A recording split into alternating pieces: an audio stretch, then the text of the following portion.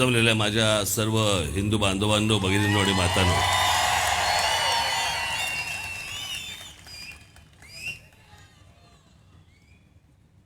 या निवडणुकीच्या सभा आहेत. त्याच्यामुळे या सभा काही लंब्या चौड्या सभा नसतात.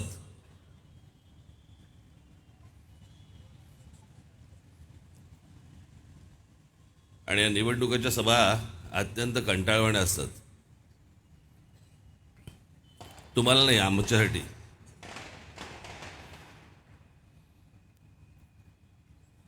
कारण बऱ्याच वेळेला त्याच गोष्टी बोलायला लागतात. टेलिव्हिजनवरती बघणारेही कंटाळतात, समोर बसलेलेही कंटाळतात.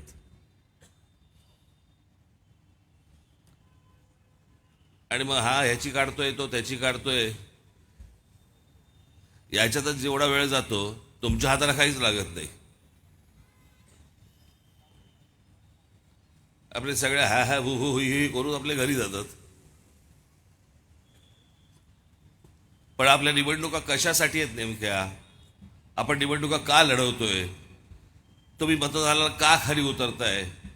उन्हातानामध्ये रांगेमध्ये उभे राहून तुम्ही का मतदान करताय? मला असं वाटतं या विषयांवरती जर समजा आपण नाही बोललो तर या निवडणुकांना काही अर्थ राहणार नाही.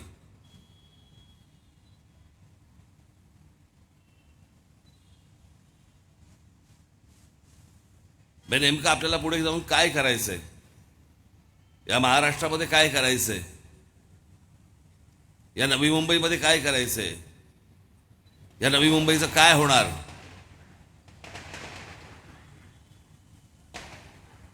मला असं वाटतं इथे राहणाऱ्या अनेक लोकांना कल्पना पण नसेल की या भागाचं नाव हे, ठीक आहे, बाकीचे ते गावानुसार तुम्ही काय नावं असतील, पण याला नवी मुंबई का म्हणतात? ही नवी मुंबई का उभी राहिली? कशासाठी उभी राहिली? काय कारण त्याचं? याचं कारण त्यावेळेच्या राज्यकर्त्यांचा विचार हा खूप व्यापक असायचा, खूप मोठा विचार असायचा.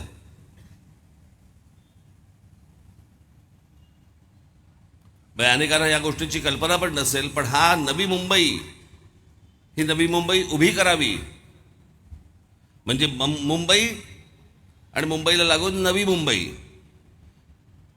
ही उभी करावी असा पहिला विचार या महाराष्ट्रात कोणाच्या डोक्यात जर आला असेल तर त्यावेळेचे मुख्यमंत्री वसंतराव नाईकांच्या डोक्यामध्ये आला. कारण बघा,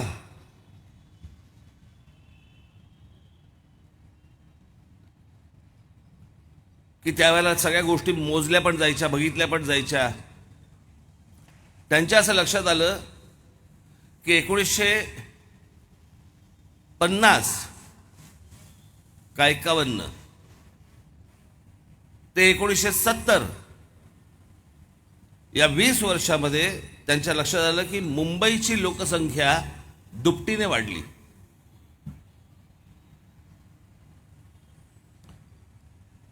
आणि दुपटीने वाढल्यावरती त्यांना असं वाटलं की मुंबई आता जास्ती माणसं घेऊ शकणार नाही, आपल्याला काहीतरी ह्याच्यासाठी पर्याय उभा करावा लागेल.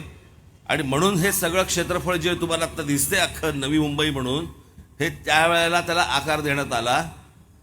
आणि मग पुढे हळूहळू हळूहळू हळू सगळ्या गोष्टी सुरू झाल्या.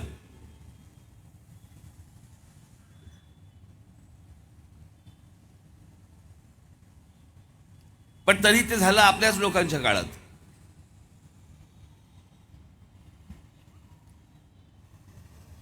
नवी मुंबई उभी राहिली, मग त्यांच्या काही सेक्टर्स बिक्टर्स सगळ्या गोष्टी उभ्या राहिल्या. त्याच्यानंतर जे काय उभं राहिलं ते मला असं वाटतं मुंबईमध्येच बांद्रा कुर्ला कॉम्प्लेक्स,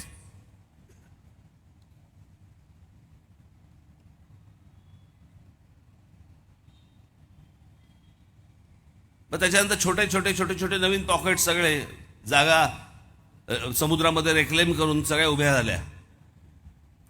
हे मी तुम्हाला का सांगतोय, कशासाठी सांगतोय?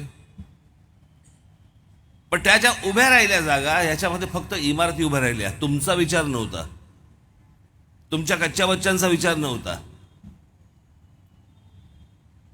एखादं शहर उभं करताना कसा विचार करायचा असतो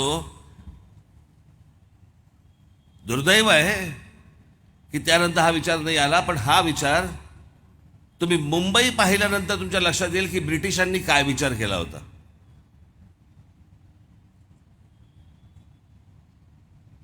माझ्याकडे घरी कधीतरी समजा तुम्ही आलात तर माझ्याकडे अशा 2 फ्रेम्स लावलेले आहेत.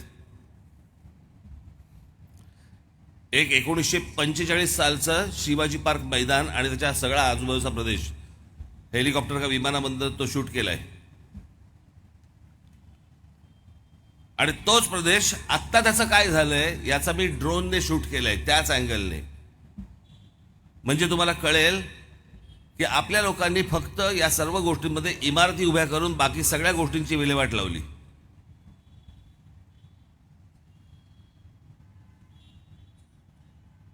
आपल्याकडे डेव्हलपमेंट प्लॅन होतो पण टाउन प्लॅनिंग होत नाही. शहर कसं उभं करावं, शहर लोकांच्या गरजा काय आहेत. आज तुम्ही मुंबईला आलात तर तुमच्या लक्षात येईल ही जी मोठमोठी जी मैदान आहेत त्यावेळेला जी झाली त्याच्यानंतर एकही मैदान झालेलं नाही. शिवाजी पार्क मैदान घ्या, आझाद मैदान घ्या, ओव्हल मैदान घ्या, अशी अनेक तुम्ही दादर, लालबाग, परळ या सगळ्या भागामध्ये अनेक छोटी छोटी छोटी अनेक मैदान आहेत मुलांना खेळण्यासाठी.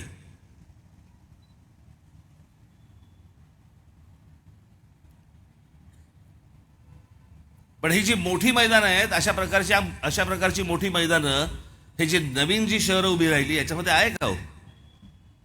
मी आत्ताच येताना बघत होतो इथे मी आता कुठे हॉटेलला थांबलो होतो. छान हिरवगार ग्राउंड दिसलं मला. म्हटलं अरे कोणाचं रे. नाही, DY पाटलांचं. मग सरकारचं काय, महानगरपालिकेचं काय. या सगळ्या जागा मेंटेन का नाही होत. इथे तुमच्याकडे आपल्या इकडे हे आहे ना नाट्यगृह, विष्णुदास भावे नाट्यगृह आहे ना. या नवी मुंबईची लोकसंख्या किती आता 15 लाख. 15 लाखाला एक नाट्यगृह. हेच येऊन तुम्ही मुंबईमध्ये बघा.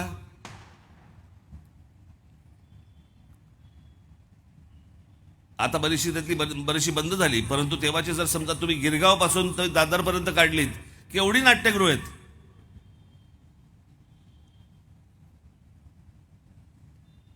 तुमचे 15 लाख जण त्यांच्यासाठी एक नाट्यगृह. शिवाजी पार्क सारखं मैदान आहे तुमच्याकडे एखादं, ओव्हल सारखं मैदान आहे, आझाद मैदान सारखं मैदान आहे. ह्याच्यात आपलं काहीच नाही आहे, हे त्यांचं आहे. त्यावेळेला सगळ्या गिरण्या असायच्या तिकडे. तो जो सगळा भाग आहे गिरण्यांचा भाग आहे त्या भागामध्ये सगळ्यात जास्ती गरज लागायची मुंबईमध्ये रोगराई आणि इतर सगळ्या गोष्टींसाठी. म्हणून एक हॉस्पिटलचा हब बनवला. हॉस्पिटलचा हब तुम्ही जो KEM वगैरे ह्या सगळ्या भागामध्ये गेला तर तुमच्या लक्षात येईल की सगळी हॉस्पिटल एका भागात आहेत.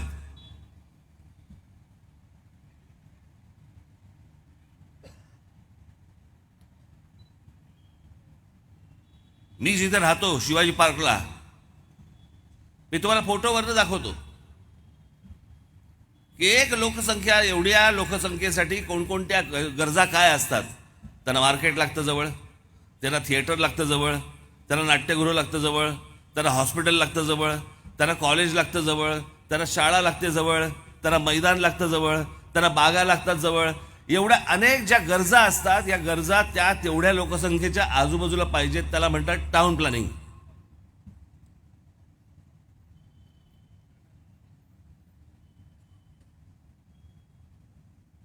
आणि नवी मुंबई करत करत हे शहर जे काय वाढतंय, बकाल होतंय. इथे लोकांच्या गरजा काय आहेत. आम्ही कुठे जातो संध्याकाळचे बायका पोरं, आम्ही मुलांना घेऊन कुठे जातो, आम्ही जातो मॉलमध्ये पिक्चर बघायला जातो आम्ही. आणि मग तिकडे सर पिक्चर बघून काहीतरी खाणं पिणं करून आम्ही घरी येतो. आणि मग आपण दिवसभर बोलायचं ही पोरं ना हल्लीची काय सांगायचं आहे ना, कम्प्युटर समोर बसलेली असतात, नाही तर मोबाईल फोन घेऊन व्हिडिओ गेम खेळ. अरे जातील कुठे, ते तरी करतील काय.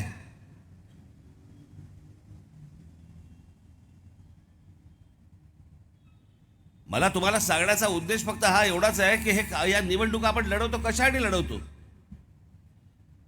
प्रत्येक जण येऊन तुम्हाला काय सांगतो, मी तुम्हाला हे देईन, मी तुम्हाला ते देईन.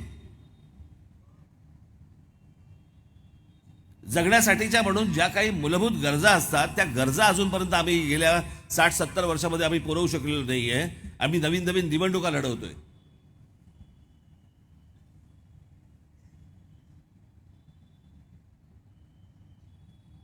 आम्ही स्थानिक ठिकाणी रोजगार उभा करू शकलो नाही. आमच्याकडचा नवी मुंबईमधला जातो, मुंबईमध्ये जातो, अनेक महिला सकाळच्या इकडून तिकडे जातात, नोकऱ्या करतात, घरी परत येतात, परत जेवण करतात, पोरांना झोपवतात, काहीतरी टेलिव्हिजनवरती एखादी सिरियल बघतात, बघता बघता झोपून जातात, सकाळी उठतात, परत जेवण करतात, जातात. काय आयुष्य आहे का होय?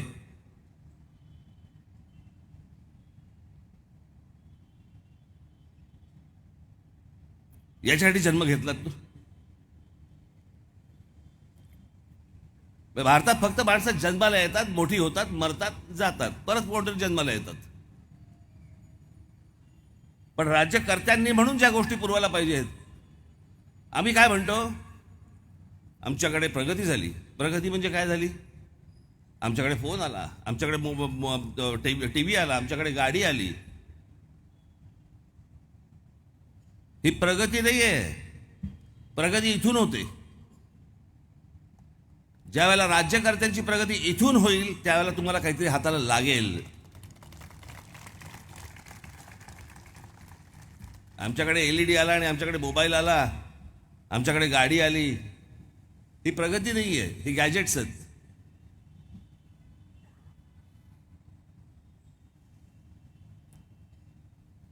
मी जो विचार करतो तो महाराष्ट्राचा विचार करतो, तो असा विचार करतो. 2014 महाराष्ट्र नवनिर्माण सेना हा एकमेव राजकीय पक्ष आहे, एकमेव.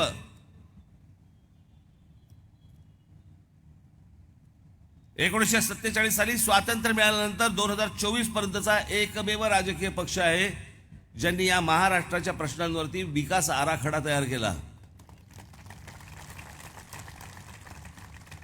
की हे प्रश्न सुटणार कसे, हे कसे प्रश्न सोडवता येतील. शिक्षणाचा प्रश्न असेल, आरोग्याचा प्रश्न असेल, मूलभूत पायाभूत सुविधांचा प्रश्न असेल.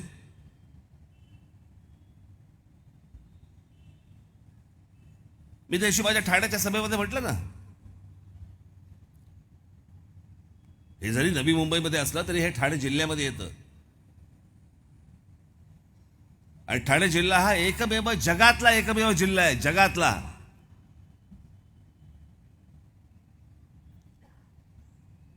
मी म्हणतोय हे तपासून बघा तुम्ही. जगातला एकमेव जिल्हा आहे की जिकडे जवळपास 6 ते 7 महानगरपालिका आहेत.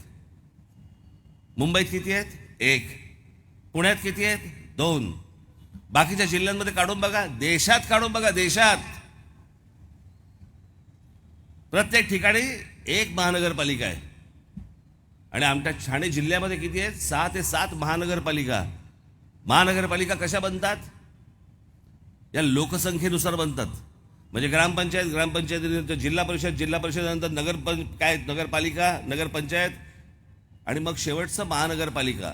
जशी लोकसंख्या वाढत जाते तशी तशी तुमच्या ग्रामपंचायतीची महानगरपालिका होते.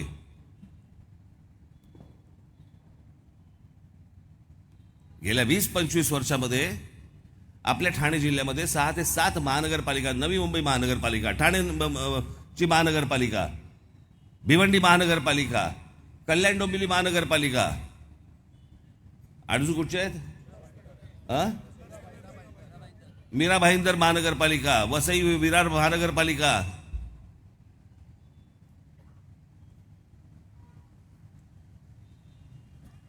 आली कुठून लोकसंख्या? तुम्ही वाढवलीत.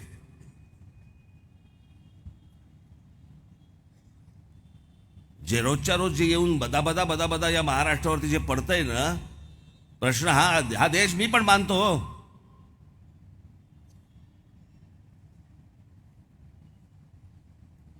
देशाबद्दल मत्सर असलेला माणूस नाही मी, देशावरती प्रेम असलेला माणूस आहे. पण एखाद्या शहरामध्ये, एखादं शहर, एखादा जिल्हा, एखादं राज्य माणसं अंगावरती किती घेऊ शकतो, त्याला काही मर्यादा असतात की नाही?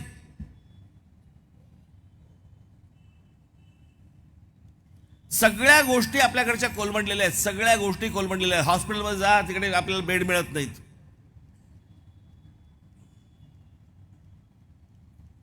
तुम्ही जर केईएमला गेलात, केईएम हॉस्पिटलला जर समजा तुम्ही गेलात, तर तुमच्या लक्षात येईल त्या केईएम हॉस्पिटलमध्ये मुंबई महाराष्ट्रामध्ये राहणारे लोक किती आहेत आणि महाराष्ट्राच्या बाहेरचे लोक किती आहेत हॉस्पिटलमध्ये. हे बघा, कोणाला ट्रीटमेंट करण्याबद्दलचा विषय नाही आहे. ट्रीटमेंट प्रत्येकाची झाली पाहिजे, प्रत्येकाच्या आजारावरती झाली पाहिजे. पण माझं असं म्हणणं आहे की अशा प्रकारची हॉस्पिटल्स, अशा प्रकारच्या गोष्टी या बाहेरच्या राज्यांमध्ये होत का नाही आहेत? हे कोणी प्रश्न विचारत नाही. तिकडनं माणसं उठतात आणि इकडे येतात. केईएमला तुम्ही जाऊन बघाव. महाराष्ट्रातले मी तुम्हाला काही हॉस्पिटल्स दाखवीन ज्याच्या एका खाटेवरती एक माणूस झोपलाय, पेशंट झोपलाय, त्याच खाटेच्या खाली एक पेशंट झोपलाय.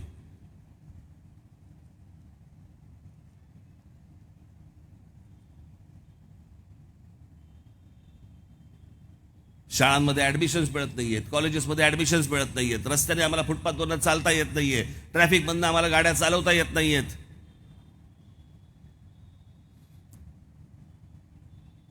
दिवसेंदिवस हे सगळे प्रश्न आणि सगळा बकाल होत असताना आम्ही नवीन नवीन निवडणुकांना सामोरे जातोय, नवीन नवीन निवडणुका. पण आम्हाला हे प्रश्न कधी पडत नाहीत. ज्यांना आजपर्यंत आम्ही निवडून दिलं त्यांना आम्ही कधी आजपर्यंत प्रश्न विचारले नाहीत.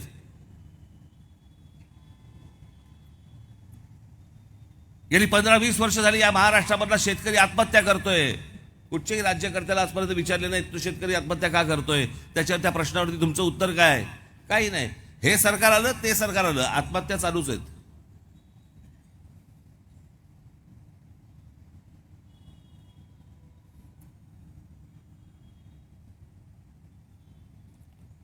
आमच्या महाराष्ट्रामध्ये लहान लहान मुलींवरती बलात्कार होत आहेत.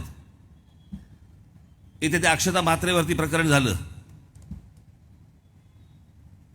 काही नाही झालं. तिच्या घरचे काय तिला सोसत असतील. आम्हाला काय, सकाळी उठायचं, निघायचं.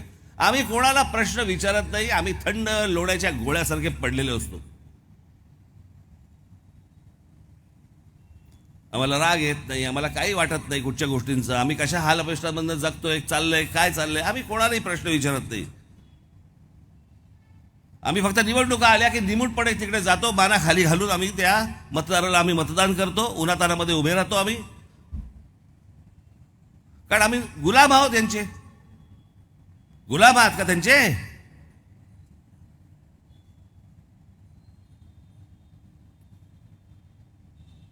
जी माणसं तुम्हाला मूलभूत गोष्टी पण देऊ शकत नाही, त्यांच्यासाठी उन्हातानामध्ये रांगेमध्ये उभे राहून त्यांना मतदान करणार आहात.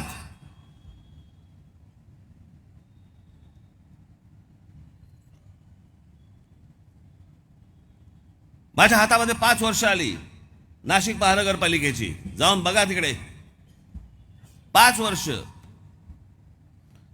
याला तुम्ही 25-25, 30-30 वर्ष आपले मतदान करताय, आमदार होतायत, खासदार होतायत. आता तर एका घरामध्येच 2-2 जण उभे आहेत. एक या पक्षातनं आणि दुसरा तो तरी फुंकतोय.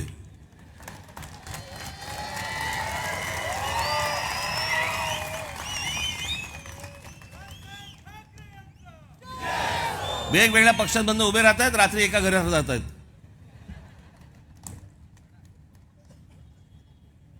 पण आम्ही प्रश्न नाही विचारत की बाबा हे असं कसं झालं, का झालं, का होतंय. सोपं कारण आहे, अगदी सोपं कारण आहे. याचं दुसरं काही कारण नाहीये. कारण तुम्हाला गृहीत धरलेलं आहे. कोण तुम्ही? कोण आहात तुम्ही? लाचार मतदार, यांचे गुलाम. निवडणुका आहेत ना आता सगळीकडे येतील तुमच्याकडे, भांडी-कुंडी वाटतील, थोबाडावरती पैसे मारतील, बंडलच्या बंडल फेकून मारतील. मग आम्ही ते घेणार, लाचारासारखे उभे राहणार यांच्यासाठी. ज्या दिवशी मतदान असतं त्या दिवशी आमचा स्वाभिमानी कडा मोडकळीस येतो आणि तुटून पडतो. मतदान झालं, निकाल लागले की आम्ही लगेच त्याच्यानंतर 10 दिवसात आम्ही तयार होतो. ही कोणती पद्धत? अशा प्रकारे थोडी राज्य चालतं. या राज्यकर्त्यांना काही अकला बिकला आहेत की नाही? वा रे वा. जेव्हा भूमिका मांडायची तेव्हा भेंडीची भाजी होता बुळबुळीत.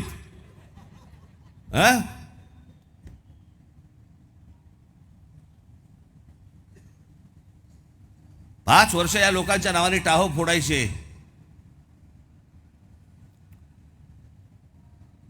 आणि मग कशाच्या नावावरती आपले मतदान करून मोकळं व्हायचं. अहो, हा फक्त तुमच्या नशिबाचा विषय नाहीये. तुम्ही कधीतरी विचार करा, हा पुढच्या येणाऱ्या भवितव्याचा विषय, पुढच्या येणाऱ्या पिढ्यांचा विषय. आपण त्यांच्यासमोर काय वाढून ठेवतोय.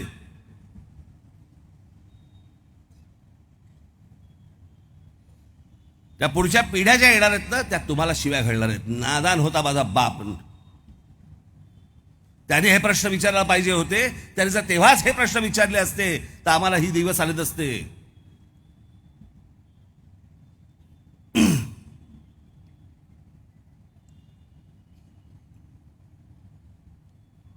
या नाशिकमध्ये पहिल्या 5 वर्षामध्ये एक धरण आहे तिकडचं, गंगापूर डॅम.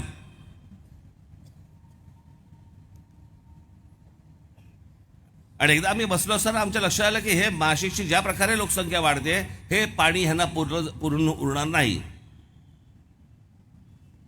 मग आम्ही लगेच तिकडच्या जवळचं एक धरण होतं, त्या धरणामधनं पाईपलाईन लगेच सँक्शन झालं आमचं सगळं पाईपलाईनने. आज ते पाणी नाशिक शहरामध्ये यायला लागलंय. पुढची 50 वर्ष नाशिक शहराला पाण्याचा प्रश्न निर्माण होणार नाही. 5 वर्षात केलेली गोष्ट आहे मी.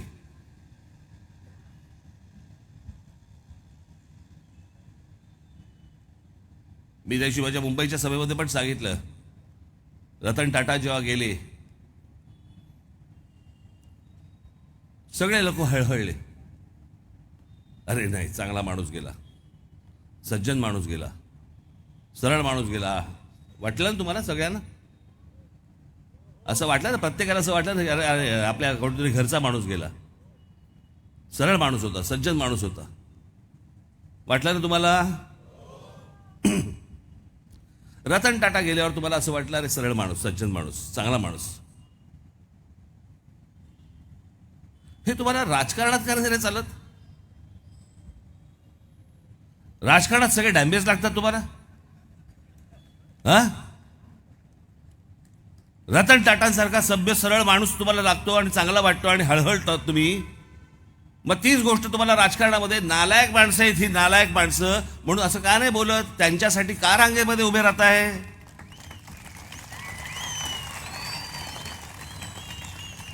एकदा काय ते ठरवा ना, तुम्हाला माणूस कुठचा आवडतो? सरळ सभ्य माणूस आवडतो का हरामखोर माणूस आवडतात? एकदा ठरवा.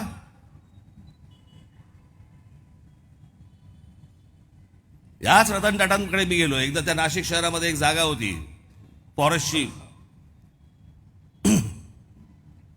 आणि मला असं वाटलं की काहीतरी किती 50 एकर जमीन होती काहीतरी. मी एकदा बघायला गेलो, चांगली छान, पण नाशिक शहरामध्ये महानगरपालिकेच्या हद्दीमध्ये. म्हटलं ही अशीच राहिली, इथे झोपड्या होणार. मग मी त्यावेळेचे वनमंत्री होते, त्यांच्याकडे मी गेलो, आता नावं नाही सांगत. त्यांना मी काय सांगतोय हेच समजेना, पण मंत्री होते.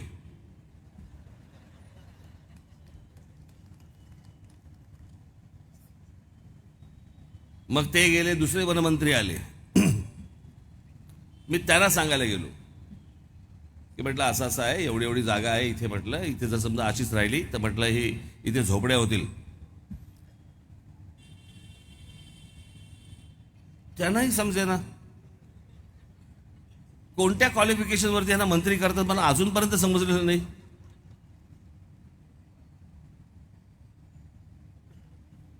त्यांचा पीए बोलला, पीएस साहेब. मला कळलं काय म्हणतात ते. खरं तर उलट व्हायला पाहिजे होतं. हा पीएस व्हायला पाहिजे होता, हा मंत्री व्हायला पाहिजे होता. त्यांना कळलं त्याच्या PS ला कळलं की मी काय म्हणतोय ते. आणि मग मी साधी गोष्ट सांगत होतो, फॉरेस्ट लँड आहे, राज्य सरकारची जागा आहे, तिथे आता काही होऊ शकत नाही. राज्य सरकारने ती महानगरपालिकेला द्यावी, कायमस्वरूपी नाही, राहील ते वन खात्याची जमीन. आणि महानगरपालिका कोणतरी एक माणूस बघून ती डेव्हलप करेल नाशिकमधल्या लोकांसाठी. मग ते सगळं झालं, अप्रूव्ह झालं. म्हटलं आता करायचं काय? मग मी रतन टाटा साहेबांची मी अपॉइंटमेंट घेतली. मी त्याला भेटायला गेलो. म्हटलं असं असं आहे, म्हटलं हे जागा आहे आणि माझी इच्छा आहे की म्हटलं इथे छानपैकी चांगलं बोटॅनिकल गार्डन करावं आपण. 50 एकर जमीन आहे म्हटलं. आणि म्हटलं संध्याकाळी काही बाबा नवरा बायकोला किंवा त्यांच्या कुटुंबाला सगळ्यांना म्हटलं चांगली फिरायला जागा, तिकडे येतील, फिरतील, बघतील, काही आपण चांगले शोज तिकडे ठेवू. मग तरी ते सगळं पाहिलं. मला बोलले काय बजेट काय आहे काढले तुम्ही? म्हटलं एक साधारणपणे 3, 3.5, 4 कोटी रुपये बजेट आहे त्याचं. ठीक आहे, सँक्शन.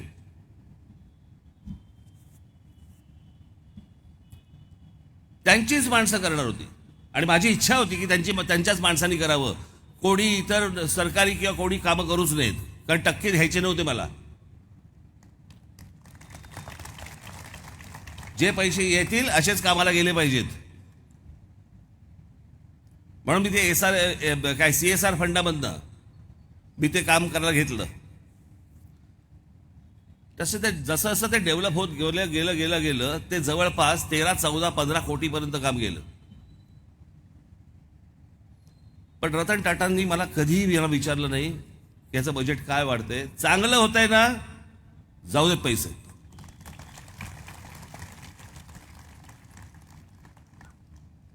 आणि मग ते सगळं झाल्यावरती ते स्वतः पाहायला आले.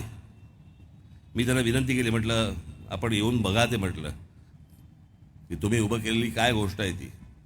ते इतके खुश झाले ते सगळं बघून. आणि मला सांगितलं अजून कुठे तुम्हाला मुंबईमध्ये, महाराष्ट्रामध्ये काही असं जर समजा डेव्हलप करायचं असेल तुम्ही मला सांगा, वाटेल तेवढे पैसे मी तुम्हाला द्यायला तयार आहे.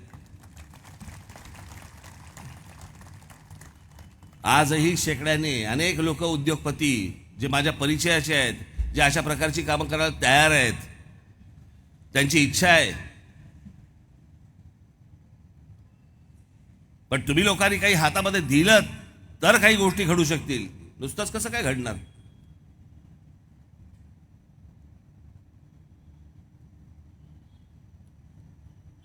आणि तिथे ज्या गोष्टी गेल्या, म्हणजे तिकडचे रस्ते, मी आत्ताच माझ्या सभेमध्ये सांगितलं, सकाळच्या माझ्या गुहागरच्या, नाशिकमध्ये आम्ही जे रस्ते केले, रस्त्यामध्ये खड्डे नाहीत. 1 वर्ष झालं खड्डे नाहीत, 2 वर्ष झाली खड्डे नाहीत, 3 वर्ष झाली खड्डे नाहीत, 4 वर्ष झाली खड्डे नाहीत, 5 वर्ष. टेलिव्हिजन चॅनलचे लोक असतात नाही का, त्यांच्या न्यूज रूममध्ये बसलेले असतात आणि मग त्यांच्या त्या रिपोर्टर्सना सगळ्यांना सांगतात, पावसाळा आला, 1, 2, 4 पावसाळे झाले, पाऊस पडून झाला की आपल्याकडे काय साहजिकच आहे, म्हणजे खड्डे पडलेच पाहिजेत.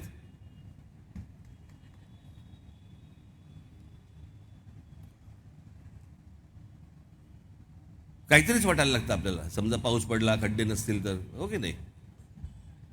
मग टेलिव्हिजन चॅनलवरती लोक दाखवायला सुरुवात करतात, मुंबई पहा खड्डा खड्डा खड्डा, पुणा पहा खड्डा खड्डा खड्डा, नवी मुंबई पहा खड्डा, ठाणे पहा खड्डा, हे पहा खड्डा.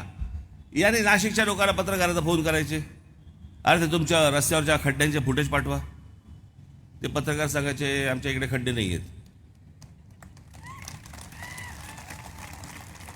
त्यावेळेला असं होऊ शकत नाही. ते म्हणते मग स्वतः येऊन बघा. दुसऱ्या वर्षी विचारलं, त्या खड्ड्यांचे फुटेज पाठवा, आमच्याकडे खड्डे नाही आहेत. मी माझ्या मनातली गोष्ट नाही सांगत आहे. कधी गेलात नाशिकला तर पत्रकारांना भेटा, तेच तुम्हाला काय ते सांगतील. का खड्डे नव्हते? कारण ज्या वेळेला आम्ही काम सुरू केलं रस्त्यांचं, त्या सगळ्या कंत्राटदारांना बोलून घेतलं होतं. मी म्हटलं ह्या रस्त्यांचे जे पैसे तुमच्यासाठी सँक्शन झालेले आहेत कंत्राटदार म्हणून, ते बरोबर आहेत, ह्याच्यात काम होणार आहे? ते बोले हो होणार आहे. तुमच्याकडे कोणी टक्का मागितला? ते बोले नाही, आमच्याकडे कोणी टक्का मागितलेला नाही आहे. म्हटलं द्यायचा पण नाही आहे.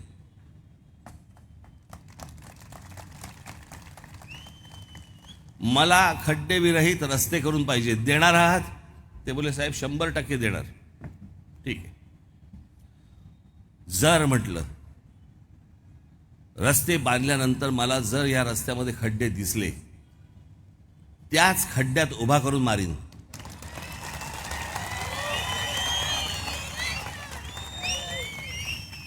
आणि म्हटलं मी जेव्हा शब्द देतो ना त्याला देतो. सगळ्यांना कळलं त्याचा अर्थ काय तो. म्हणजे मी ज्यावेळेला मुंबई मराठी पाट्या होत नव्हत्या, त्या मराठी पाट्या होत नव्हत्या त्यावेळेला मी मराठी दुकानदारांना पत्र पाठवलं. सोपं साधं सरळ पत्र पाठवलं. आपल्याला काय, तुम्हाला माहिती आहे आपण कोणाला धमक्या बिमक्या देत नाही. आपल्या स्वभावातच नाही ती गोष्ट, तर आपण काय करायची.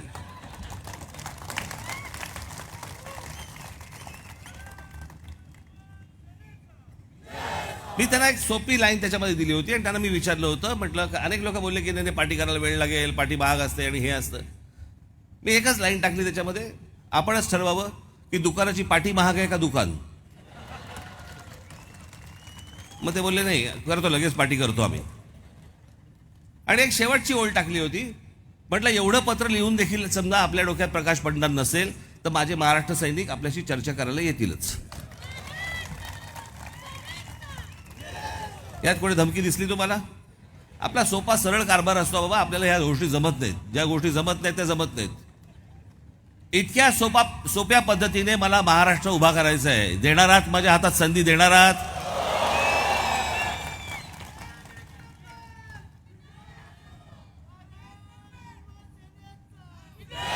अनेक विषय आहेत, अनेक विषय बोलता येतील, परंतु मला आता एक सभा माझी भांडुपला आहे. हे जाता येता या सगळ्या ट्रॅफिक बिफिक बंद, रस्ता काढत, वेळ काढत कसा जायला लागतं. आणि दिवसाच्या सगळ्या सभा मला करायला लागतं. उद्या सकाळी परत मला जायचं सकाळी नांदेडला, नांदेडवरनं जायचं मला पुण्याला, पुण्याच्या सभा आठवून परत यायचं मुंबईला, परत मला सकाळच्या परत ते इंटरव्ह्यूज लागलेलेच आहेत. असो, ते चालायचंच. ते मी कुठं रडगाण घात बसू तुमच्यासमोर. पण माझी आपल्याला सर्वांना विनंती आहे की येत्या 20 तारखेला बाबांनो, मी माझ्या प्रत्येक सभेमध्ये सांगतोय, मी मुद्दामून तुम्हाला सांगतोय की या निवडणुका, हे राजकारण, या इलेक्शन्स सगळ्या, हे काही सलमान खान शाहरुख खानचे पिक्चर नाही आहेत की शुक्रवारी पडल्यावरती ते सोमवारी पिक्चर नवीन सुरू करू शकतात. इथे प्रत्येकाची 5-5 वर्ष जातात. तुमचीही 5 वर्ष जातात, आमचीही 5 वर्ष जातात. 5 वर्ष कशाला म्हणतात आपण लक्षात घ्या. आपल्या घरामध्ये एवढासा आपला मुलगा मुलगी असते, 5 वर्षात कुठे जाते ती, किती उंच होते. आणि मग आपण म्हणतो अरे म्हणता म्हणता मोठी झाली. म्हणता नाही, 2 निवडणुका गेल्या याच्यामध्ये.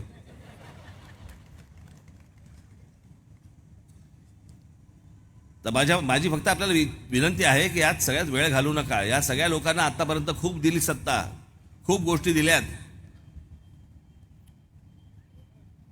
माझी तुम्हाला सगळ्यांना हात जोडून विनंती आहे, फक्त तुमचे जे काही सगळे ओळखीचे पाळखीचे लोक असतील, नातेवाईक लोक असतील, जिकडे कुठे असतील, त्या सर्वांना तुम्ही फोन करा, भेटा. आणि येत्या 20 तारखेला हे माझे उमेदवार सगळे आहेत. इथे गजानन कुठे गेलास? हा आपला गजानन, निलेश बानकिले आणि महाराष्ट्रभर माझे उभे राहिलेले सगळे माझे उमेदवार, या सर्व उमेदवारांना येत्या 20 तारखेला आपण रेल्वे इंजिन या निशाणीवरती बटन दाबून आपण यांना प्रचंड प्रचंड प्रचंड मताने विजयी करावं अशी एक अपेक्षा आणि आशा आपल्याकडे बाळगतो. आणि आपण सर्वांची मी रजा घेतो. धन्यवाद. जय हिंद, जय महाराष्ट्र.